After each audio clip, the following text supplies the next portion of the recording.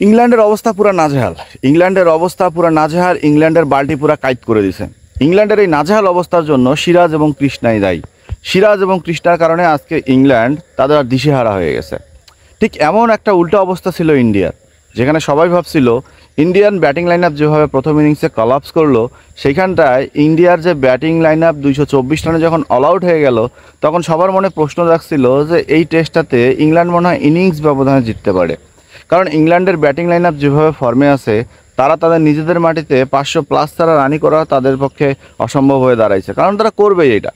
তো তারা যখন কালকে ইংল্যান্ডকে 224 রান অল আউট করে একটা সেই অট্টহাসির মাঝে ভাসতেছিল, অনাবিল সুখের মধ্যে হাসতেছিল, এবং সেইখান থেকে যখন তারা ব্যাটিংয়ে নামলো, তারপর ইন্ডিয়ান যে বোলাররা আছে, বিশেষ করে সিরাজ এবং প্রদীপ কৃষ্ণা, আকাশদীপ এবং সেই সাথে জাদেজার একটু হালকা পাতলা তাণ্ডব, তো সেখানে বিশেষ করে পেসারদের যে তাণ্ডবটা ছিল সিরাজ এবং কৃষ্ণা, এটা ছিল দেখার মতো। ঘূর্ণিঝড়ের মতো উইকেট পড়তেছিল, লন্ডভন্ড করতেছিল স্টাম্প এবং লেগ বিফোর, সবাই শুধু লেগ বিফোরের ফাঁদেই পড়তেছিল। সেখানে সিরাজ যে ইন্ডিয়ার একজন এস্টাবলিশ টেস্ট বোলার হয়ে দাঁড়াইছে, ইন্ডিয়ান টিমের একজন গুরুত্বপূর্ণ বোলার হয়ে দাঁড়াইছে, এটা বলার আর কোনো অপেক্ষা রাখে না। তিনি বারবার নিজেকে প্রমাণ করতেছে যে ইন্ডিয়ার সাদা বল এবং লাল বলের ক্রিকেটে, বিশেষ করে লাল বলের ক্রিকেটে সিরাজের এখন একটা অন্যতম ভূমিকা আছে। সেই সাথে কৃষ্ণাও এখন নিজের পারফরমেন্সটা করা শুরু করছে। তো ইন্ডিয়া যখন 224 রানে অল আউট হয়ে গেল, তখন সবাই অনেকেই হাসাহাসি করছে, অনেকেই বলছে যে ইন্ডিয়া এই টেস্টে মনে হয় ইনিংস ব্যবধানে হারবে। ধারাভাষ্যকাররাই বলছে যে এই টেস্টে ইন্ডিয়ার ইনিংস ব্যবধানে হারার সম্ভাবনা একটা দেখা যাচ্ছে। কিন্তু কেউ একবারও ভাবে নাই যে যেহেতু 224 রানে ইন্ডিয়া অল আউট হয়ে গেল, ইংল্যান্ডও কিন্তু ঠিক সেমভাবে অল আউট হয়ে যেতে পারে। কিন্তু না ভাবার একটা কারণ আছে এখানে।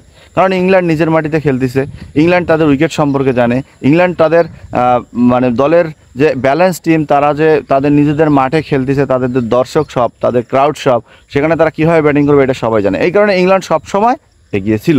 কিন্তু ভাইয়া, ওই যে কথায় আছে, মোল্লার দৌড় মসজিদ পর্যন্ত, তো এইখানে ইংল্যান্ডের দৌড়ও হয়ে গেছে মসজিদ পর্যন্ত।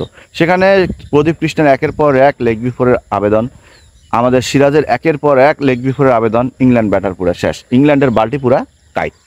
তো ইংল্যান্ডের বাল্টি কাইট হওয়ার পিছনে এখানে সবাই দুষতেছেন সিরাজকে। সিরাজ তো তার কাজের কাজটা করে দিছে, কৃষ্ণাও তার কাজের কাজটা করে দিছে। এখন দেখার বিষয় ইন্ডিয়ান ব্যাটিং কি করে। ইন্ডিয়ান ব্যাটসম্যানরা যদি তাদের দায়িত্ব নিতে পারে, প্রথম ইনিংসের যে অবস্থা দেখলাম, দ্বিতীয় ইনিংসে যদি টানের জন্য 300 রানের টার্গেট একটা ছুড়ে দিতে পারে, অলরেডি ইন্ডিয়া 48 রানের একটা লিড নিয়ে নিছে, 2টা উইকেটও কিন্তু হারায় ফেলছে।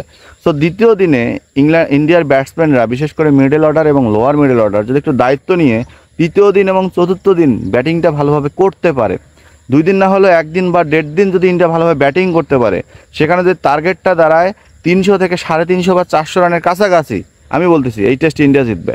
ইংল্যান্ডের এই টেস্ট জেতা সম্ভব না, কারণ প্রথম ইনিংসের পরে যে ধরনের পিচ দেখা গেছে, চতুর্থ ইনিংসে এই পিচে 300 থেকে 350 রান চেস করা এটা অসম্ভব।